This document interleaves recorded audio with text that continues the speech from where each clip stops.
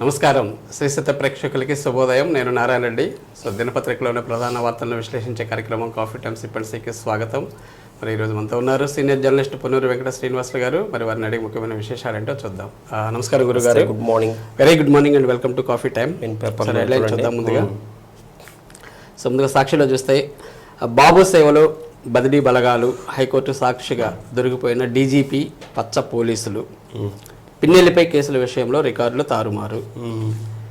ఇక నైరుతి వచ్చేస్తుంది, 31 కల్లా కేరళకు ఋతుపవనాలు, 2-3 తేదీల్లో ఏపీలోకి ప్రవేశం. వెరీ గుడ్, మంచి వార్త. ఇక ఆన్లైన్లో పాఠ్యపుస్తకాలు పీడిఎఫ్ రూపంలో సిఎస్ఈ ఏపీ వెబ్సైట్లో అందుబాటులోకి. 1 నుంచి 10 తరగతులకు తెలుగు ఇంగ్లీష్ మీడియం పుస్తకాలు. మంచిది. గత ఏడాది 18 లక్షల పుస్తకాలు డౌన్లోడ్ చేసుకున్నారంటే ఈ పీడిఎఫ్ ఫామ్లో ఉన్నాయి. సో ఈ ఏడాది ఇప్పటికే 172,482 పుస్తకాలు డౌన్లోడ్. ఇది ప్రింట్ చేస్తారు కాబట్టి దాన్ని పీడిఎఫ్లో పెట్టేస్తే యూస్ఫుల్గా ఉంటుంది అందరికీ. ఇక పట్టణ యువతలో 61% మందికి కంప్యూటర్ నైపుణ్యం, గ్రామీణ యువతలో అది 34%. ఇక ఓట్ల లెక్కింపును పారదర్శకంగా నిర్వహించాలి. ఒక ఈవీఎం లెక్కింపు పూర్తయిన తర్వాతే మరో ఈవీఎం తీసుకోవాలి. సో వీలైనంత త్వరగా ఖచ్చితమైన ఫలితాలను ప్రకటించేందుకు ఏర్పాట్లు చేయండి అని చెప్పేసి నిన్న. ఇక బెజవాడలో లెజెండ్ ఎయిర్పోర్ట్ చరిత్రలోనే తొలిసారిగా అతిపెద్ద విమానం ల్యాండింగ్ అండి సార్. మన బెజవాడ గన్నవరం ఎయిర్పోర్ట్లో 324 మంది ప్రయాణికుల సామర్థ్యం, ఏకదాటిగా 14,400 కిలోమీటర్ల ప్రయాణం అంట. 322 మంది హజ్ యాత్రికులతో సౌదీ అరేబియాకు పయనం నిన్న. ఓకే, ఇవి సాక్షిలో వచ్చిన ప్రధాన వార్తలు. ఒకసారి ఈనాడులో చూస్తే దర్జాగా నాయకులు, జైళ్లలో కార్యకర్తలు, డబ్బు పలుకుబడి అధికారంతో కేసుల నుంచి తప్పించుకుంటున్న నేతలు, అవేవీ లేక చెరసాల్లో మగ్గుతున్న అనుచరులు. ఈ వార్త తప్పనిసరిగా చదువుకోవాలి. కార్యకర్తలు చదువుకొని ఇప్పటికైనా ఏం చేస్తున్నామో. 100 మంది కేసులు పెట్టారట పల్నాడు. 100 కేసులు 1666 మంది అనుకుంటా వాళ్ళ మీద కేసులు పెట్టి చూడండి. ఇప్పుడు వాళ్ళ కుటుంబ కేసుల నుంచి బయటపడాలి అంటే జీవితాంతం కోర్టుల చుట్టూ తిరుగుతూ ఉండాలి. ఎప్పటికైనా తెలుసుకోవాలి. కార్యకర్తలు ఇప్పటికైనా ఆ వార్తను చదివి చక్కగా తెలుసుకోండి. ఎందుకంటే రేపు 4వ తేదీ మళ్ళీ ఈ గర్భాలకు కూడా వస్తుంటారు. మీ జీవితాలు పాడైపోతాయి కాబట్టి వాళ్ళు బాగానే ఉంటారు. నాయకులకేమి, నాయకులకు పెద్ద డబ్బులు కొట్టేసి బయటకు వచ్చేస్తారు, లాయర్లు ఉంటారు, వాళ్ళు వాదిస్తారు, వాళ్ళకి ఏదో రకమైన బెయిల్స్ వస్తాయి. వీళ్ళని ఎవరు పాపం సామాన్య ప్రజలు 10 మందికే బెయిల్ వచ్చిందట, మిగతా వాళ్ళందరూ జైల్లోనే ఉన్నారు. రైట్. ఇక అతివేగం, రహదారుల రక్తసిక్తం, 2 వేర్వేరు ప్రమాదాల్లో 8 మంది దుర్మరణం. నిన్న బాగా ప్రమాదాలు జరిగాయి. ఇక మహిళల ఖాతాల్లో నెల 8,500 ఇండియా అధికారంలోకి వస్తే జూలై నుంచి వేస్తాం, రాహుల్ గాంధీ హామీ. లక్షల కోట్లు మహిళల ఖాతాలు నెల 8,500 దేశవ్యాప్తంగా కోట్లు కావాలి. ఇక మద్యం దుకాణాల్లో డిజిటల్ లావాదేవీలు, నగదు తీసుకోవద్దని తాజాగా ఆదేశాలు, డిజిటల్ పద్ధతుల్లో స్వీకరణకు లక్ష్యాలు. రైట్. ఈసారి సాధారణం కంటే అధిక వర్షపాతం, 5 రోజుల్లో కేరళను తాకనున్న నైరుతి. కౌంటింగ్ రోజు 144వ సెక్షన్ రాష్ట్ర వ్యాప్తంగా అమల్లో ఉంటుంది, సీఈఓ ముఖేష్ కుమార్ మీనా.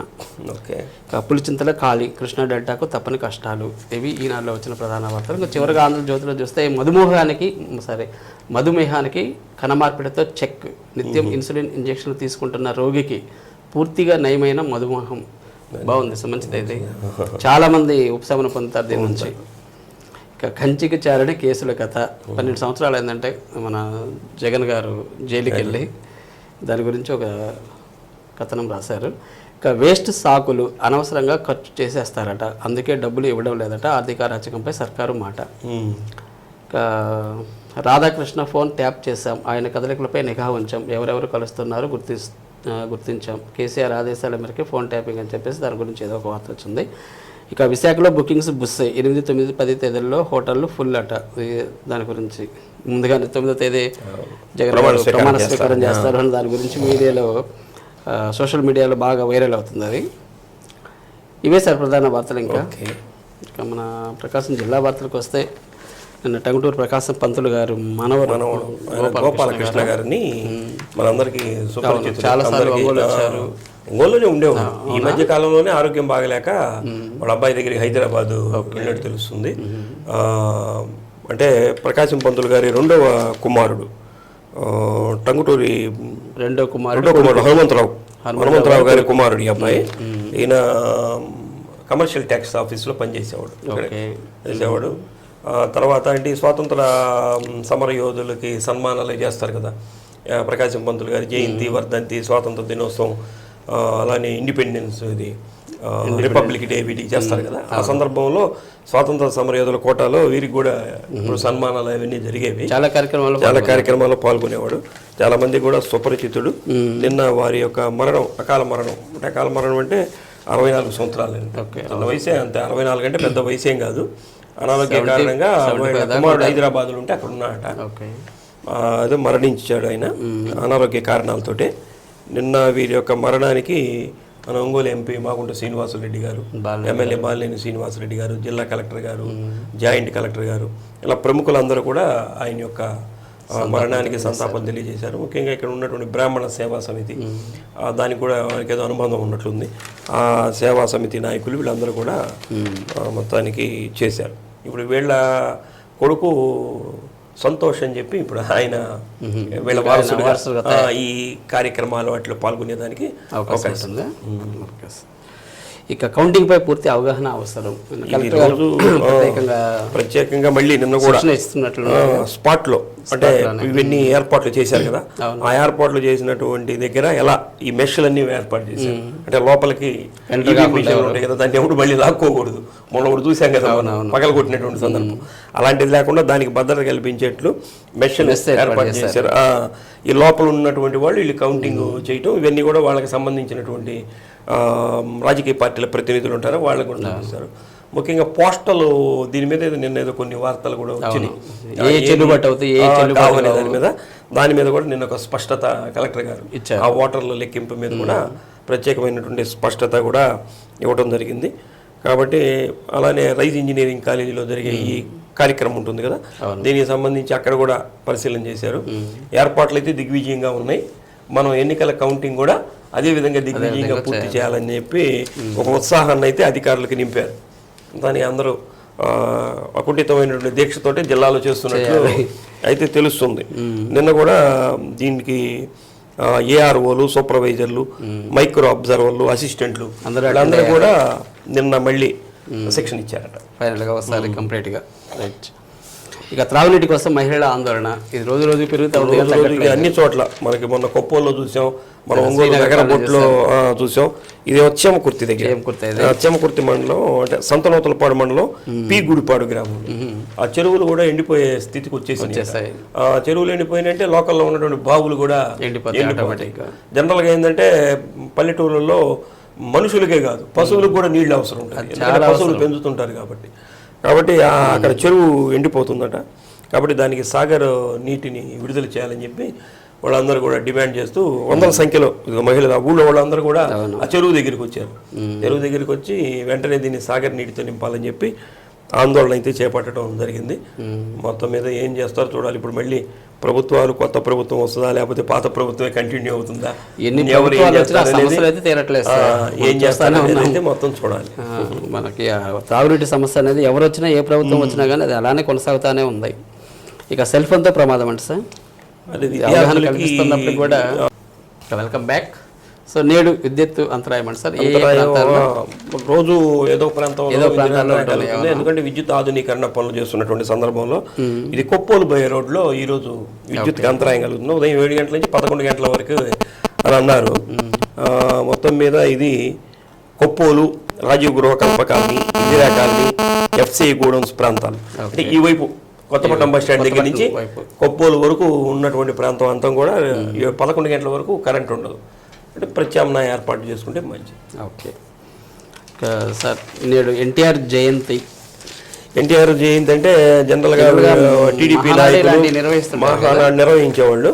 రేపు 4వ తేదీ వరకు కూడా ఎన్నికల కోడ్ ఉంది కాబట్టి సందర్భంలో ఇప్పుడు విగ్రహాలన్నిటి కూడా ముసుగులేస్తున్నారు. కాబట్టి విగ్రహాల దగ్గరికి వెళ్ళి దండలు వేసేటటువంటి అవకాశం కూడా లేదు. కాబట్టి ఎన్నికల కోడ్ ఉన్నటువంటి సందర్భంలో పార్టీ నాయకులు ఏం చేశారంటే స్టేట్ పార్టీ నాయకులు ఏ పార్టీ కార్యాలయం ఎక్కడ ఉంటుందో ఆ పార్టీ కార్యాలయం పెట్టుకొని నిర్వహించండి అని చెప్పడం జరిగింది.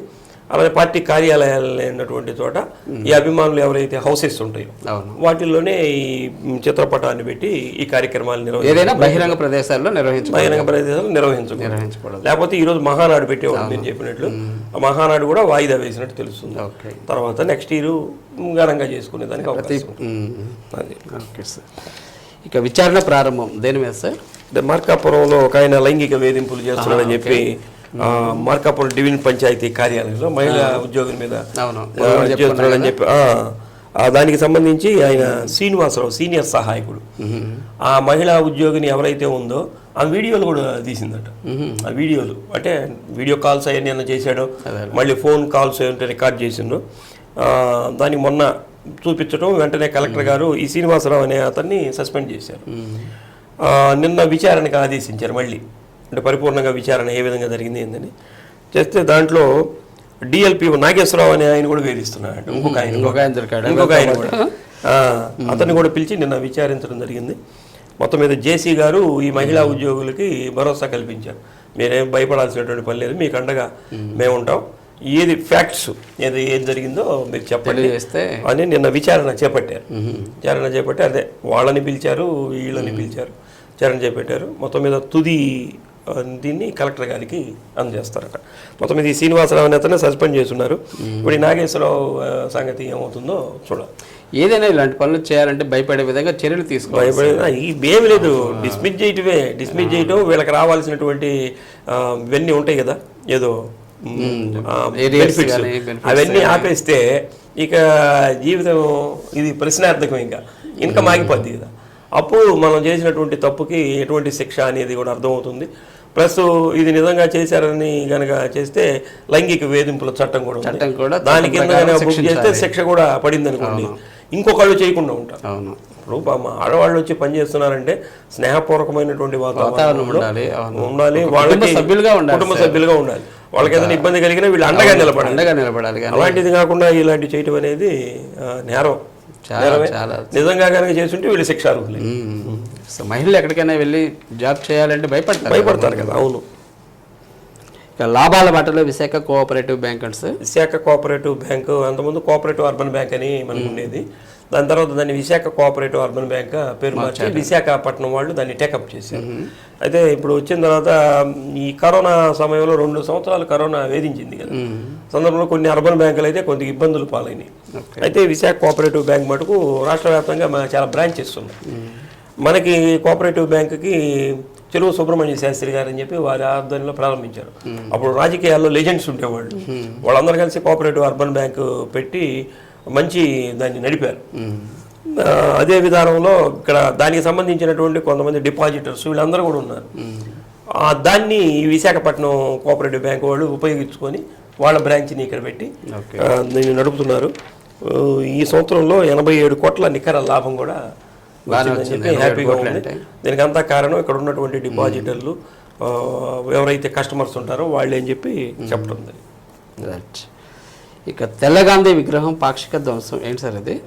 అదే మనకి ఇది చీరాల్లోనే కనిపిస్తుంది. తెల్లగాంధీ అదే నాకు అర్థం కాదు. అంటే అక్కడ 2 విగ్రహాలు, నల్లగాంధీ విగ్రహం ఒకటి, తెల్లగాంధీ విగ్రహం ఒకటి. గాంధీ విగ్రహాలు రంగు ఒకదానికేమో నలుపు రంగు వేశారు, ఒకదానికేమో తెలుపు రంగు వేశారు. జనరల్గా ఏంటంటే తెలుపు విగ్రహాలే ఉంటాయి, నలుపు కూడా అక్కడ ఒక విగ్రహం ఉంది.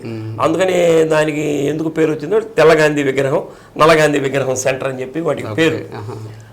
అయితే ఇవి బాగా అంటే అక్కడ ఉద్యమాలు జరిగినటువంటి ప్రదేశం, మహాత్మా గాంధీ కూడా వచ్చినటువంటి ప్రదేశం. అక్కడ తెల్లగాంధీ విగ్రహానికి చెయ్యికి ఉన్నటువంటి దాన్ని ఏదో పాక్షికంగా ఎవరో ధ్వంసం చేసినట్లు తెలుసు. పాపం మహాత్మా గాంధీ ఏం చేశాడు అసలు? ఎప్పటి మహాత్మా గాంధీ? ఆయన బ్రతికుండగానే ఈ చెంప మీద కొడితే ఈ చెంప మీద కొట్టండి అని చూపించమని చెప్పినటువంటి మహా మనిషి ఆయన. అందుకనే మనకి ఫాదర్ ఆఫ్ ది నేషన్ అని కూడా మనం చెప్పుకుంటున్నాం. అటువంటిది ఆయన విగ్రహాన్ని పాక్షికంగా ధ్వంసం చేస్తే అక్కడ వాసవి క్లబ్ వీళ్ళందరూ కూడా పోలీసులు రిపోర్ట్ చేశారట. మొత్తం మీద గతంలో కూడా జరిగిందట ఇది. కాబట్టి ఈ తడవైనా సరే ఇప్పుడంతా సీసీ కెమెరాలు అన్నీ వచ్చినాయి కాబట్టి వాటిని ఆధారంగా చేసుకొని ఈ దోషుల్ని కఠినంగా శిక్షించాలని చెప్పి భావిస్తున్నాం. మళ్ళీ ఇంకొకళ్ళు ఇలాంటివి చేయకూడదు. మహాత్మా గాంధీ కాదు, మహానుభావుల విగ్రహాలు రోడ్డు మీదకి వచ్చిన తర్వాత వాటిని మనం కూడా జాగ్రత్తగా చూసుకోవాల్సిన బాధ్యత కూడా మన అందరి మీద కూడా ఉంటుంది. కానీ కోపం వాళ్ళ మీద కాదు, ఏదో కొన్ని అలర్లు సృష్టించడానికి లేకపోతే అలజడులు చేయడానికి. Okay sir, thank you sir. Okay, కొన్ని ముఖ్యమైన అంశాల మీద చక్కటి విశ్లేషణ అందించారు. Thank you. మరి ఇదండి ఈనాటి కాఫీ టైమ్ సిపెన్సీ కార్యక్రమం. తిరిగి రేపు ఉదయం 8:30 ఇదే కార్యక్రమంలో మరిన్ని తాజా వార్తలతో మళ్ళీ కలుద్దాం. నమస్కారం.